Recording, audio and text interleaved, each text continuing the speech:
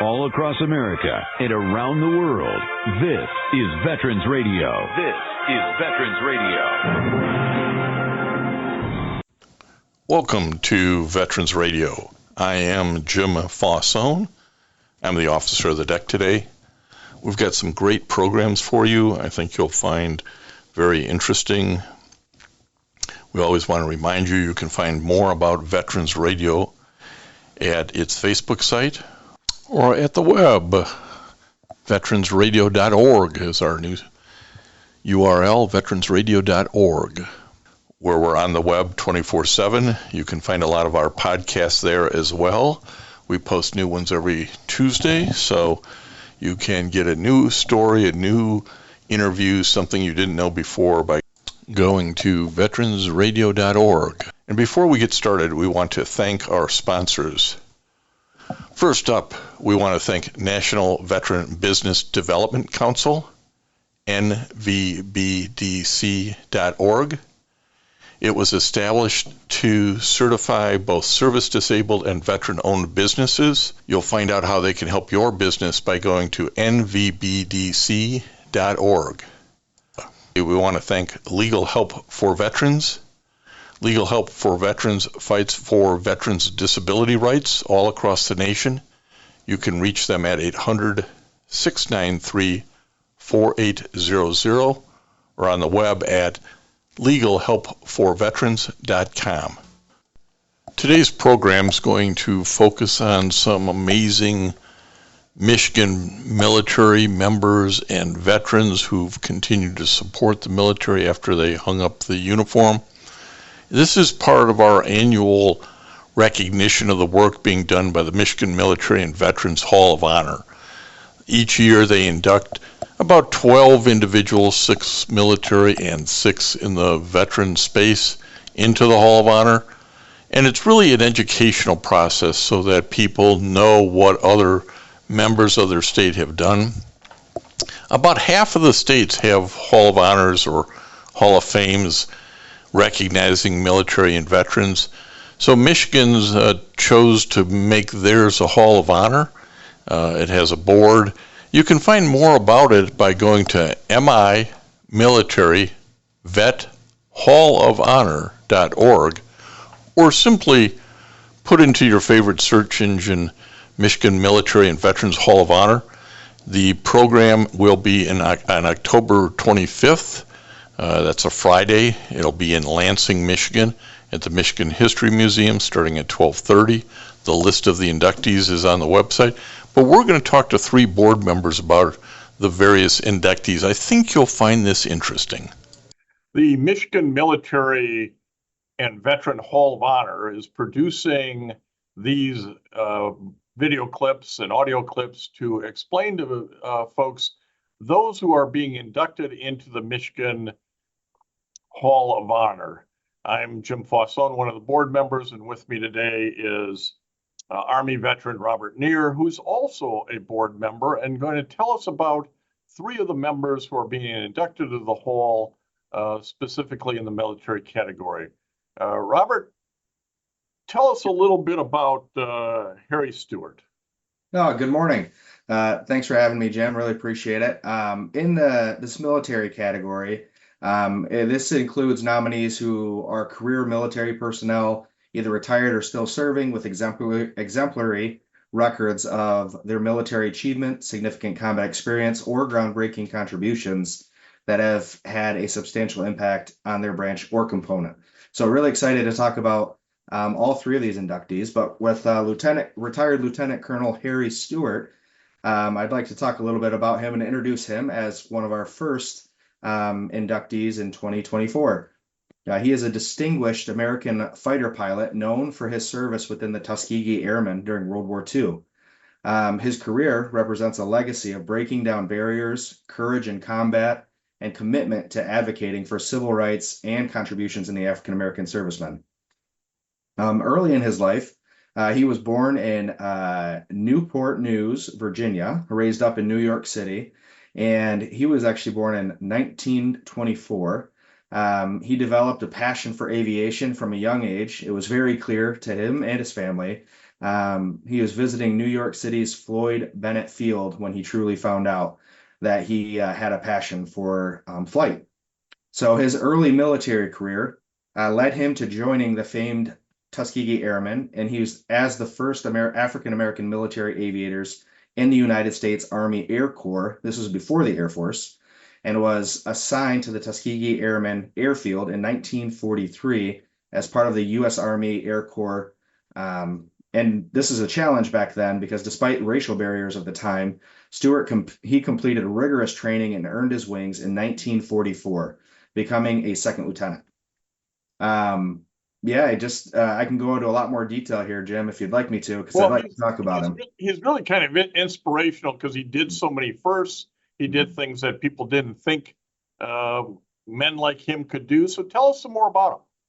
Yeah, so he was assigned to the 332nd Fighter Group, known as the Red Tails. Stewart flew 43 combat missions in Europe, piloting the P-51 Mustang, which was an awesome aircraft at that time. His missions included bomber escorts, ground attacks, and reconnaissance. Lieutenant Colonel Stewart, he's credited with shooting down 3 German aircrafts in one day during World War II. And it was a feat that he accomplished, and he was actually awarded the Distinguished Flying Cross from that combat experience. And we should point out to those who don't know, the Distinguished Flying Cross is one of the highest awards one can receive. And so this was quite a significant accomplishment. Yeah, it was.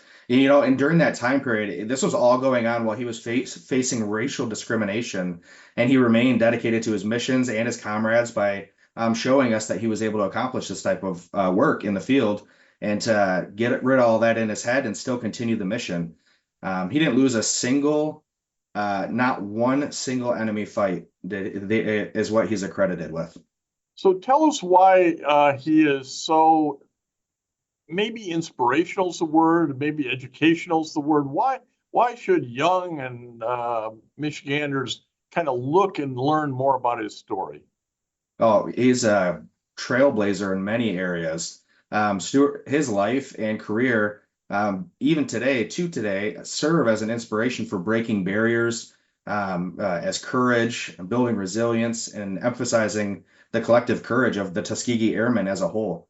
Some of the awards and recognition that he has received over the years for his military service has been inspirational and continues to be inspirational. I saw that he earned a mechanical engineering degree from New York University when reviewing his materials, and he went on and retired as vice president of A&R Pipeline Company in Detroit, Michigan, which was a large-scale interstate national gas pipeline system operations. These men and women often get out of the military and have a fabulous career, don't they? Yeah, they can, absolutely. Yep. Especially those who have found a way to work through process through all the things that they did while in the military and combat. So we certainly encourage others to go learn more about him. He actually wrote a book that is kind of one way you can learn about him, but you can go to the Michigan Military Veteran Hall of Honor website and learn more about him, or your favorite search engine. Do you have the name of that book handy? Because I think it's something people ought to look at. I do not have that handy. I apologize. I do. It's there you go. Soaring to Glory, a Tuskegee Airman's firsthand account of World War II. So we'd encourage people to delve more into it. And he is really well qualified, isn't he, Robert, to be inducted into the Hall of Honor? Yep, it is an honor and a privilege to be able to share a little bit, once again, just a little bit of his story, considering how much of an impact he's had around the world, based off of his mission experience and his experience being shared as legacy. We're talking to Robert Neer, an Army veteran who's also a member of the board of the Michigan Military and Veteran Hall of Honor. He's going to talk to us about another military inductee here in 2024. Tell us about Carl Richter. Yeah, Carl Richter. Thank you for having me, first off, Jim. And Carl, he was a United States and other Air Force veteran. He was an officer and a fighter pilot renowned for his bravery and accomplishments during Vietnam War. He was just 23 years old when he became the youngest pilot to shoot down a MiG fighter That's actually a huge accomplishment, a MiG-17 fighter at the time, in air-to-air combat, demonstrating exceptional skills and valor. And might I add, he shot down this MiG with a F-105 Thunder Chief. So for those of you who know history in the Air Force, you'll know that that is not the most versatile air fighter. It is primarily designed to be a bomber. But it was able to be multi-use, both with air tactics as well. So that is a amazing feat that he was able to accomplish that, and he still holds that as the youngest individual pilot to shoot down a MiG, which was kind of impressive. But Richter grew up with a fascination for aviation as he was determined to become a fighter pilot from a young age. He was born in Holly, graduated from Holly High School, and then attended the Air Force Academy, and he excelled academically and in flight training, graduating in 1964 and joining the fight in Vietnam. Just an awesome story, and all the details will be on the Hall of Honor's website, and they'll also be live streamed. But I can go into more detail if you'd like, Jim, because I think one of this, this is a small country kid who was fascinated by flight. We'd encourage people to review his story and see how that dream, whatever your dream is, Carl Richter is a good example of how you can fulfill your dream. And tell us a little bit about his combat missions. Yeah, he's got one of the most impressive records for combat missions. He flew the F-105 Thunder Chief, conducting strike missions over North Vietnam. He quickly earned a reputation for his precision, his courage, and flight prowess because he was able to really get in there where people thought it wasn't even possible. He served, one of the big things back in the day in the Air Force for that time period was to complete your 100th combat mission. So he did complete his 100 combat missions. Now you got to go home, right, in Vietnam if you wanted to after 100 missions, I believe. I don't know that detail, but I know that was the milestone. True. Okay. And so that makes sense of why it was such a milestone. So he not only did 100, he did almost 200, 192 missions, and continued to be the first one in to risk danger and to go out there and do some amazing things. Once again, he's known for being the youngest individual in Vietnam to shoot down a MiG-17. And his reputation also went on to say that he was unwaveringly brave even to the end when he was shot down. I think it was 1967. It was July 28th, 1967. On his 198th mission, he was shot down, struck by enemy ground fire. He was able to try to navigate back to base. The plane went down. He ejected and was later, unfortunately, succumbed to his injuries on the way to the hospital. But an amazing legacy from a young boy right here in Michigan.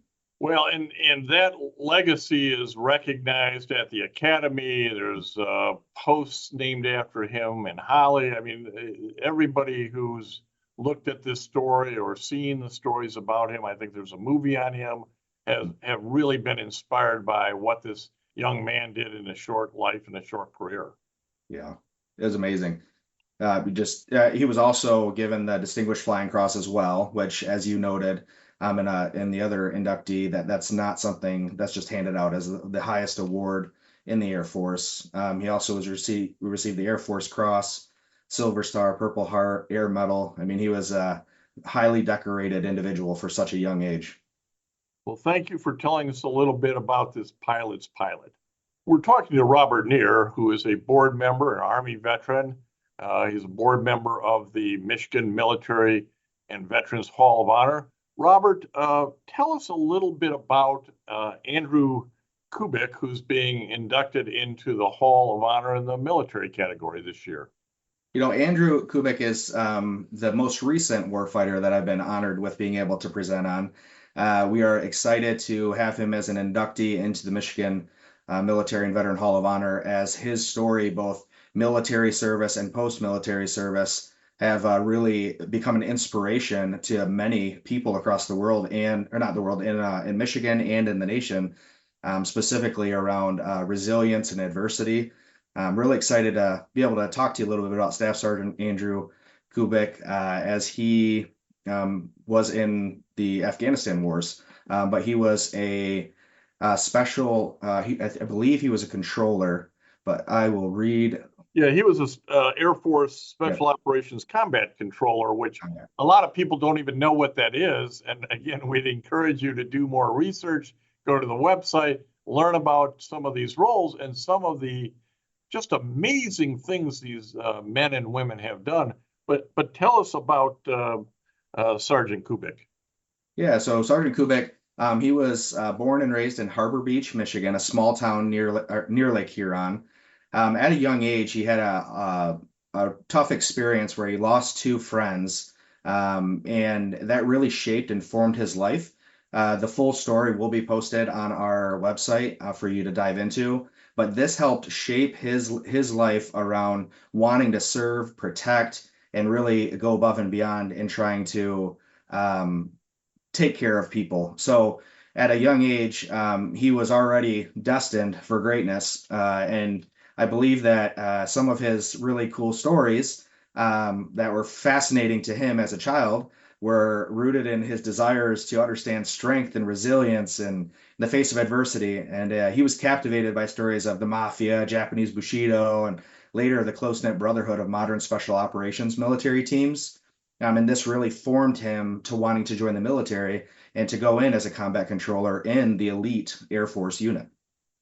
These combat controllers are on the ground directing the planes up in the air on where their combat missions, where they're supposed to drop their munitions. I mean, it is in the thick of it, isn't it? And that was part of the excitement, part of the I'm going to do this job for Kubik. Yeah, absolutely. And, being from that same era of wartime, these individuals as combat controllers are, I give them the utmost respect because without them, we weren't able to accomplish our missions. With him specifically, we want to talk about what it was that he was able to do. He had one very significant mission near the Battle of Kandahar in November 23rd of 2001, where this battle was pretty intense. During an operation with a 500-man anti-Taliban force, Kubik's team was ambushed by enemy force in a valley near Kandahar. Despite being under heavy fire from anti-aircraft guns, rocket-propelled grenades, and small arms, he was able to stay exposed to coordinate an emergency close air support strike. This is extremely decisive action, putting yourself in danger and under fire is just, I can't imagine the stress in that. But because of his success, he was able to control numerous bombing runs with devastating effectiveness, turning the tide on the entire battle. It was breaking Taliban resistance and clearing the way for the final offensive of Kandahar. So this was a very significant time period in the battle in Afghanistan. He was actually noted as being overwhelmingly responsible for breaking the back of the Taliban resistance. Just an absolutely amazing story, which led to him being awarded the Silver Star.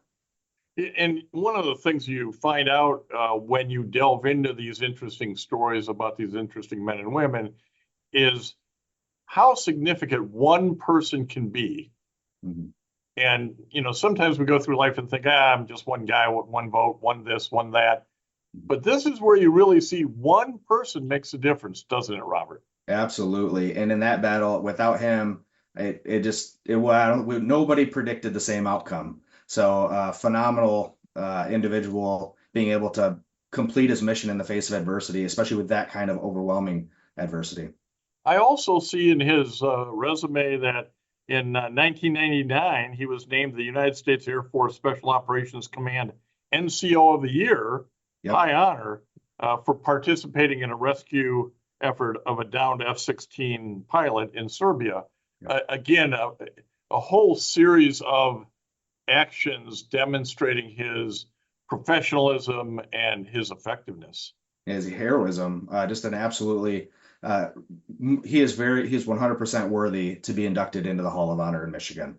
We're so glad that you could tell us a little bit about Andy Kubik and being inducted into the Michigan military. and Veteran Hall of Honor. We would encourage people to go to it. Go to the website. There's a Facebook page. Learn more about these men and women, officers. We from generals to privates to staff sergeants, all sorts of ages and races. So it's really a snapshot capturing those who've served in the military from the state of Michigan. We're going to talk with board member Lieutenant Colonel Jim Dempsey, retired from the United States Air Force, about a couple of the different inductees. We're hoping that this will interest you to go to the website, read more about those Michiganders who have been inducted into the Hall of Honor, and maybe do a little more of your own research. These are truly inspiring people. Jim, welcome to. First, we want to talk about Edgar Culbertson. What can you tell us about this gentleman who's has been inducted into the Michigan Hall of Honor?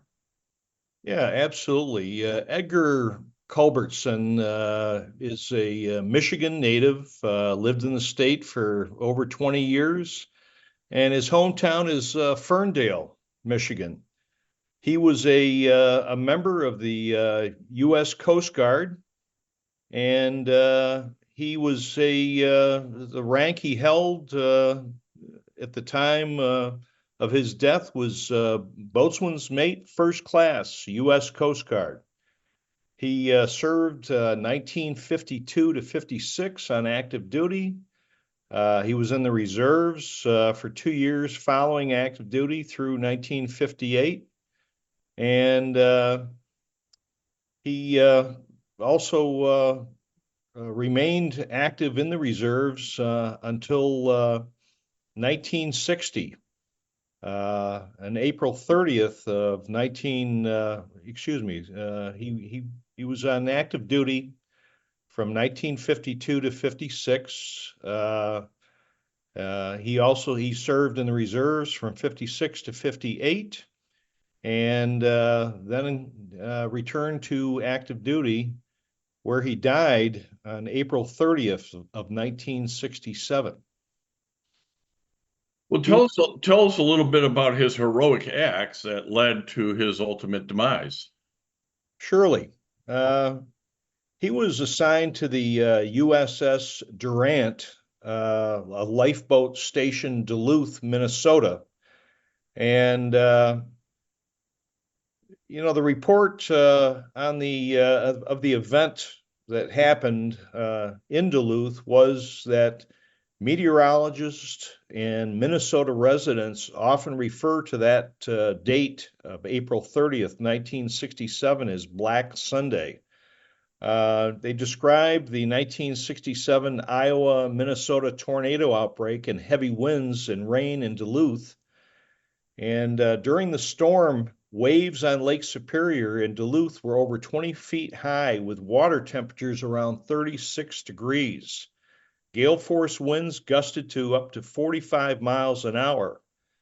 Around 7:45 p.m. that evening, a witness reported to the Duluth Police Department that 3 boys, Eric, Nathan, and Arthur Halverson, were at the end of the Duluth entry North Breakwater Light Pier when one of the boys was washed into the water by a large wave. The other 2 were stranded at the end of the pier by high winds and waves.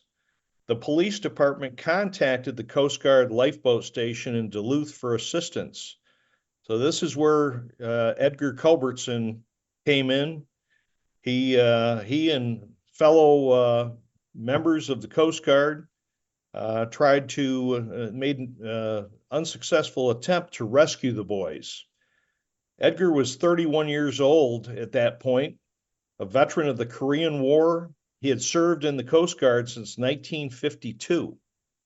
He and 2 other Coast Guardsmen, boatswain mate second class Richard Callahan, 21, of Cicero, Illinois, and fireman Ronald Prey, 21, of St. Francis, Wisconsin, volunteered to attempt a rescue, and after arriving at the pier, they tethered themselves together with a rope spaced 25 feet apart and began searching the pier with a lantern. They struggled to the end of the pier but did not find the missing boys, who had already been swept over the side. As Culbertson, Callahan, and Prey returned along the pier, another large wave crashed over the wall, knocking Culbertson over the side. His body was later found on the beach. There's a permanent marker honoring Culbertson, which was placed on the pier by Lake Superior Maritime Visitors Center near the spot where he perished. He is one of only 2 Coast Guardsmen to have died in the line of duty while serving in Minnesota on Lake Superior. Boy, I tell you, Jim, those of us here in the Great Lakes states, we know how brutal the big lakes can get. Absolutely. And this is a story of somebody who put themselves at risk to try to save another in public service, and certainly is an appropriate member of the Michigan Military and Veterans Hall of Honor. Wrapping up, anything else you want to tell us about Mr. Culbertson? Yeah, just the fact that all 3 of these service members were awarded the Coast Guard Medal, the highest peacetime medal awarded in recognition of heroism.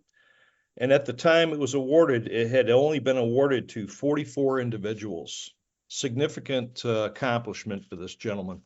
A real inspiring story, and that's why he's in the hall, and we want you to go read more about him. Go to the website and learn more about Edgar Culbertson. Another gentleman being inducted into the Michigan Military and Veterans Hall of Honor is Major General Oliver Dillard, who spent his last years here in the great state of Michigan. We're talking to Jim Dempsey, Lieutenant Colonel, retired from the United States Air Force. Jim, tell us about General Dillard. Yeah, Oliver Dillard was born in September 28th, 1926, and lived until June 16th, 2015. He was a United States Army Major General, the 5th Black officer in the United States Army to attain the flag rank. He was a member of the Military Intelligence Hall of Fame, Officer Candidate School Hall of Fame at Fort Huachuca, Arizona, and Fort Benning, Georgia, respectively. General Dillard became the first Black graduate of the National War College in 1965, also served as the first Black general officer in the Office of the Assistant Chief of Staff for Intelligence. He was the last J2, or Senior Intelligence Officer, for the United States Military Assistance Command in Vietnam. He was the first U.S. Army Forces Command Deputy Chief of Staff Intelligence and the first Black Deputy Chief of Staff for U.S. Army Europe. Dillard retired from the U.S. Army in 1980 after a career spanning 34 years. Well, there's a gentleman who saw a lot of firsts and broke a lot of barriers on his. We're talking with Lieutenant Colonel Jim Dempsey, United States Air Force retired. He's a board member of the Michigan Military and Veterans Hall of Honor, and we're talking about some of the men and women who have been inducted into the hall, telling their story, encouraging you to do a little more research, go to the website and learn more about these inspiring men. Jim, can you tell us about Michael Hanks? Absolutely. Michael Hanks was a Marine. He was born in Howell, Michigan, and his home of record is very close by to where I reside in Dexter. His home of record is in Gregory, Michigan.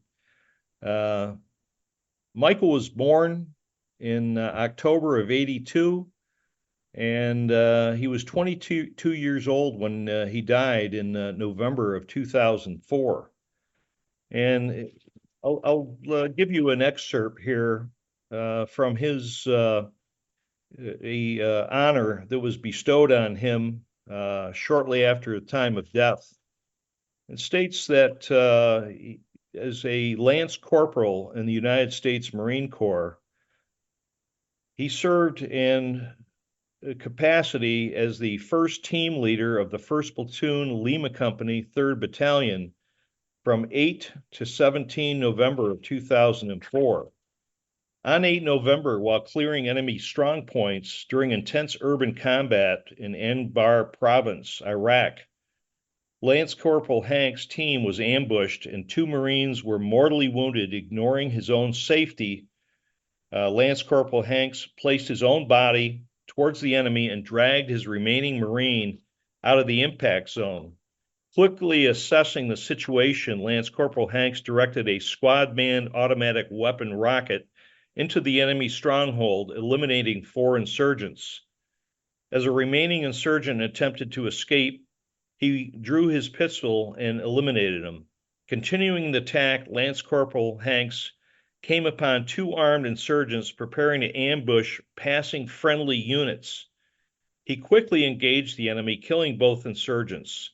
On 10 November, as the platoon pressed the assault, Lance Corporal Hanks identified 2 escaping terrorists who had wounded a fellow Marine. He courageously exposed himself to a hail of enemy fire and killed the 2 terrorists at close range. As enemy fire continued to impact him, Lance Corporal Hanks retrieved and carried the wounded Marine to safety, saving his fellow Marine's life. On 17 November, again disregarding his own safety, Lance Corporal Hanks bravely charged into a heavily fortified enemy position. During the ensuing firefight, Lance Corporal Hanks was mortally wounded. Lance Corporal Hanks' bold leadership, selfless, courageous actions that day earned him, at the cost of his life, the U.S. Marine Corps' 3rd highest award for valor, the Silver Star Medal. Wow. Wow. And this is one of the things, Jim, as a board member of the Hall of Honor, you must be particularly proud of, because inductees into the Hall aren't all generals. They're not all men. This is a Marine Lance Corporal. And what he did in that fight in Iraq is just inspiring. And what he did for his fellow Marines, it's amazing, isn't it? It is. It is. It's so significant, the patriotism and the bravery that's bestowed by this particular Marine. We have some more examples of these incredible military and veterans that are going into the Michigan Military and Veterans Hall of Honor in October 2024. You'll hear some more of these stories right after these words from our sponsors. Military veterans touch everyone's life. I'm guessing right now you're thinking of a veteran, a close friend, relative. Maybe it's you. Even the toughest of us sometimes need help, but don't know where to turn for support. You don't need special training to help a veteran in your life. We can all help someone going through a difficult time. Learn how you can be there for veterans. Visit veteranscrisisline.net. veteranscrisisline.net. A message from the U.S. Department of Veterans Affairs. If you have a VA claim denied by the Board of Veterans Appeals, contact Legal Help for Veterans at 1-800-693-4800. They're experts in handling cases before the U.S. Court of Appeals for Veterans Claims. Their number again, 1-800-693-4800. I'm Jim Fosson, one of the board members, and I have with me the chair of the board, Valdi Garcia, to talk about some of the inductees. Valdi, we're going to first talk about a 2024 inductee in the veteran category, Michael Peck. Can you tell us a little bit about Mike Peck? Well, Mike Peck, or as some people would know him, retired Colonel Mike Peck, was a very interesting figure, because while he's being recognized for his veterans contribution, he actually has quite a storied military background, which kind of leads into what he is. What he's done in the private sector. So Mike Peck enlisted in the Army, I believe, in '67. The Army quickly saw its potential, sent him to Officer Candidate School, or OCS. And from there, he decided he wanted to be in the Army's best. So he went to the Army Green Berets, graduated from that training course as well. And then after a short stint, I think in the 3rd Special Forces Group, was sent to Vietnam to join the 5th Special Forces Group, where he participated in a number of highly classified covert missions in North Vietnam. And those missions were highly dangerous, had a high casualty rate, and the fact that he returned safely and came back in one piece, although he did win numerous awards for his actions, and he was wounded several times. But at the end of the day, he participated in a number of shall we say, quieter events, if you will, in South and Latin America. Ended up being a part of the drug war and all that. And all that shaped his future because, as most Army senior leaders, whether they retire as colonels or senior NCOs, they want to continue serving. And that's what Mike did. And he joined General Dynamics Land Systems here in Michigan and after he retired, and he became part of their program. Over time, he built up his reputation, worked hard, worked in a number of different areas. But what brings us to mind is that in the early 2010s, the Army specifically, but DOD in general, was going through some very difficult budgetary cycles. And there was a number of things that had to be cut. And the Army was looking to cut down the plant, the tank plant in Ohio, in Lima, Ohio. And they were also looking to stop production of the Stryker vehicle. The Stryker vehicle has been proven to save Army soldiers' lives, and Marines for that matter, in Afghanistan in particular, and it served in Iraq. And the Army was looking to shut down production and shut down the Lima tank plant. Well, Mike understood the need to retain both of those systems. And he went to work with his colleagues and lobbied Congress through General Dynamics and convinced them, came up with a plan to be able to retain both. Well, it's a great opportunity for the Michigan Military and Veterans Hall of Honor to recognize a gentleman who has really assisted in making sure Army's equipment is ready should it be needed. And we thank you for your comments regarding retired Colonel Michael Peck. We're talking this afternoon with the Michigan Military and Veterans Hall of Honor Chair, Valdi Garcia. And we're going to talk about Robert Sechrist, who is being inducted into the Hall this year, 2024. Valdi, tell us a little bit about Bob Sechrist.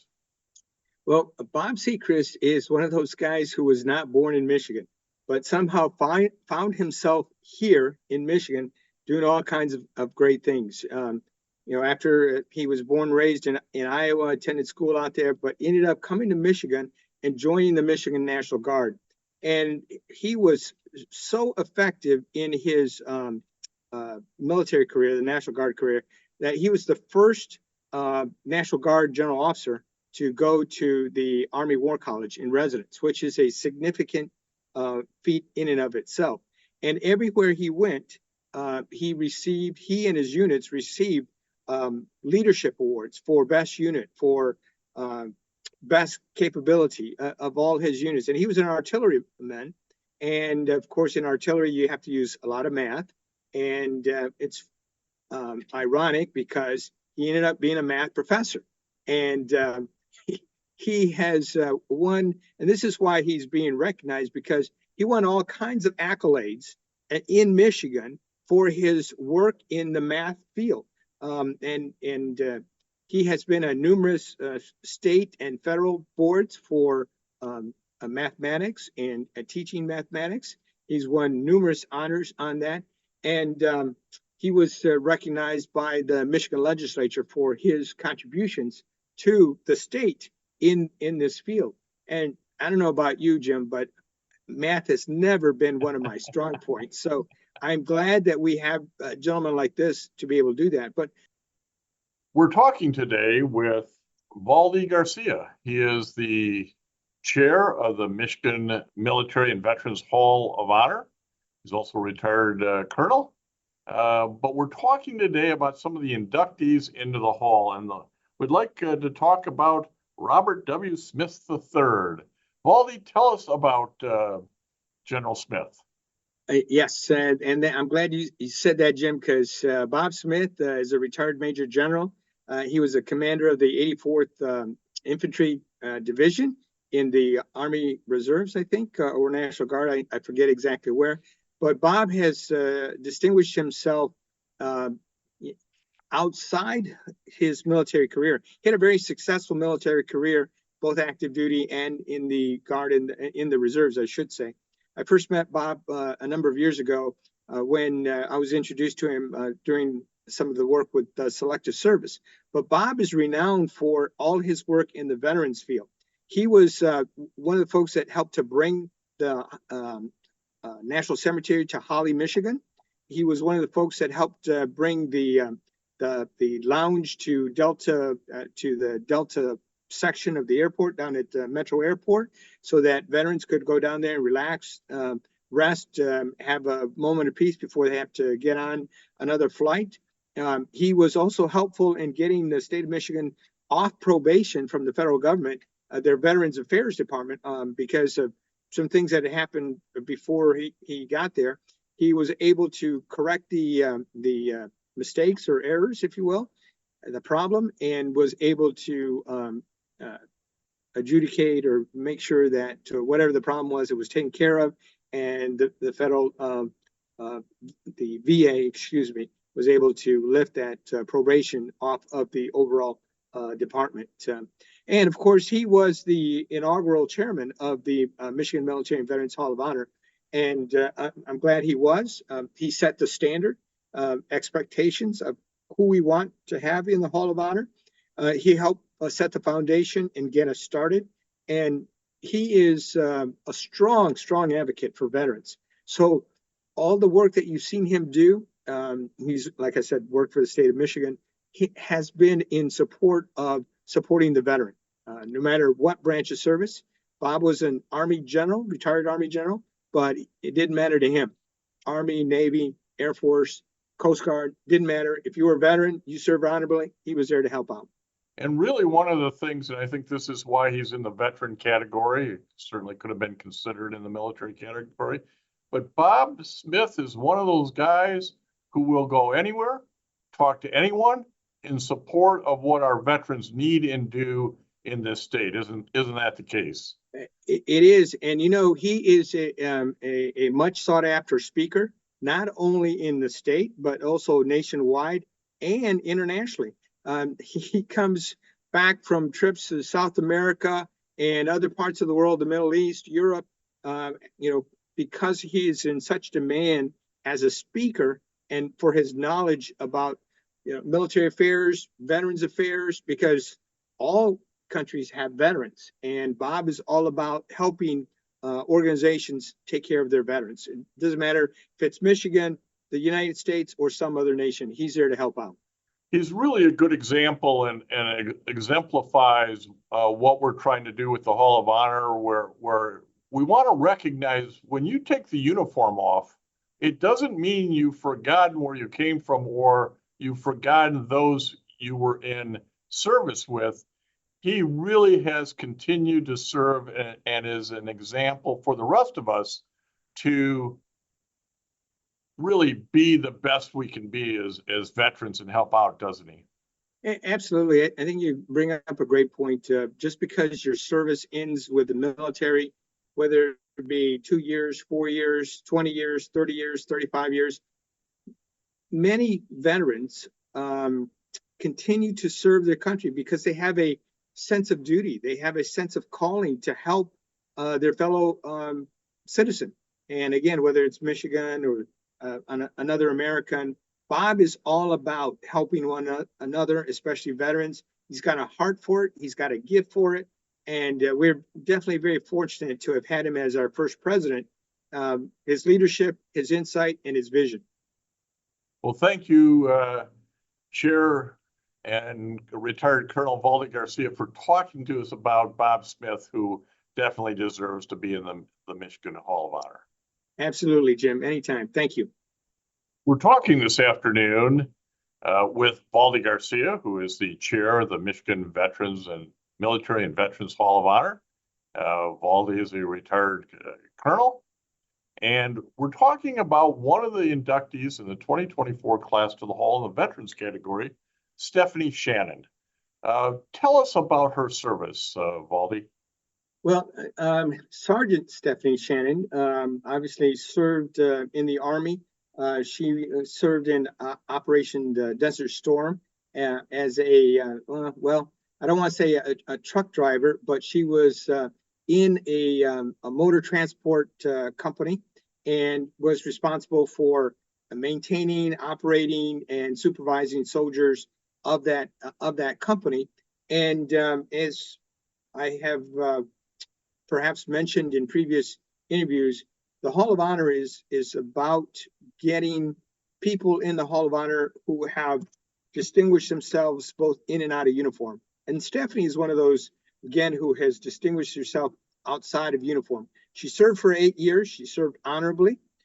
She was a sergeant. So the Hall of Honor is not all about colonels and generals. It's about the average soldier and the average NCO who go on and do great things. And in this case, Stephanie went on and has done some great things in the field of helping to empower women, and especially women veterans.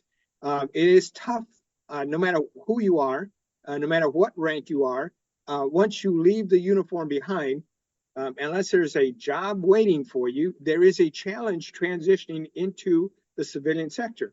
As I tell some of my friends who are now leaving military service, there is life after the Army.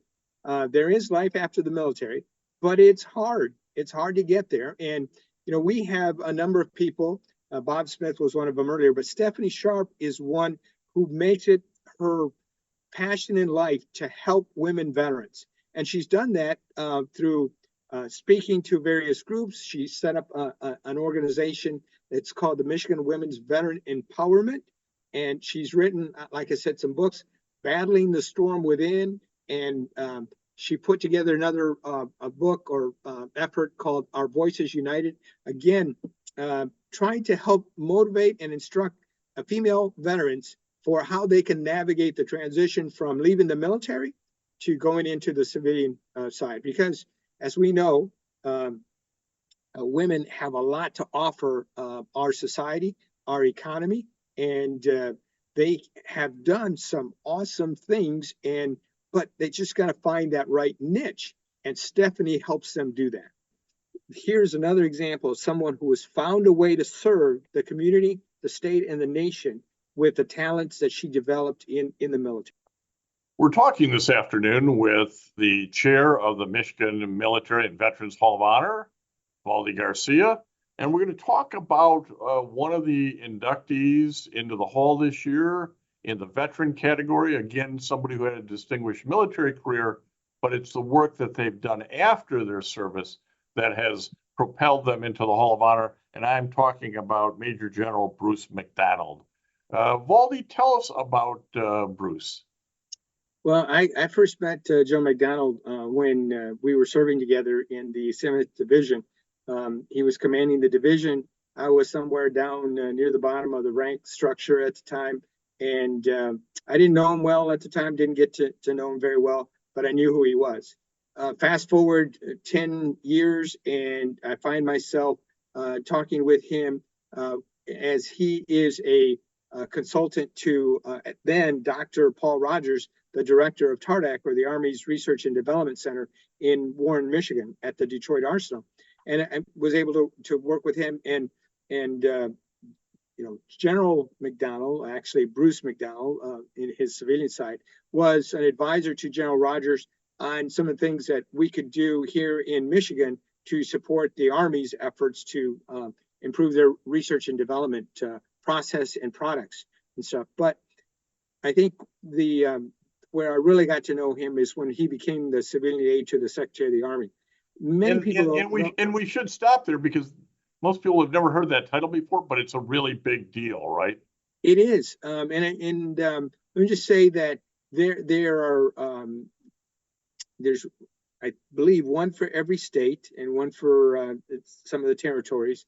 But it is the person responsible to the Secretary of the Army for helping with helping the secretary keep in touch with the civilian side of our nation. And why do you want to do that? Well, the Secretary of the Army is responsible for recruiting. We gotta have new soldiers come into the service. We have to know what's going on in the state that may impact the Army. And it is a very important position that I must say is an unpaid, it's a volunteer position, but you must be selected. And after Bruce retired from that position, they ended up hiring not just one, but two civilian aides to the Secretary of the Army for Michigan, because our state is so big, the lower part, the southern part, and the northern part. But Bruce did a phenomenal job of representing the Secretary of the Army wherever he went, again, unpaid. So a lot of sacrifice, time of his own to help the Secretary understand what was going on in Michigan and help relay some of the concerns that Michigan leadership and the thought leaders had about, the Army and what was going on there with national defense. He played a critical role. Bruce served for 31 years or so with General Motors in the area of communications for corporate communications, started his own communications business. And I point this out because he then applied those communication skills that he had earned with every veteran group, every community group that asked for his help, didn't he? Mm-hmm. He did. He was an avid supporter of all kinds of veterans' efforts. And he did that because he's a soldier at heart. We're talking with Valdi Garcia, the chairperson of the Michigan Military and Veteran Hall of Honor, about one of the inductees going in on the veteran side of the hall for his work. Master Sergeant Gunther Stern, Guy Stern, known to everybody in Southeast Michigan, Dr. Stern to many. Valdi, tell us about Guy Stern. Jim, Guy is one of those individuals with a very unique history.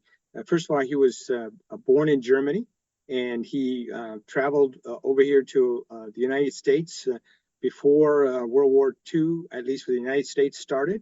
He was getting ready to go into his first year of college when Pearl Harbor happened. He ended up going into the Army and serving in the intelligence field, and that's why he rose to the rank of Master Sergeant, known as one of the Ritchie boys because of where they were trained and educated in. But he is known for his post-service work.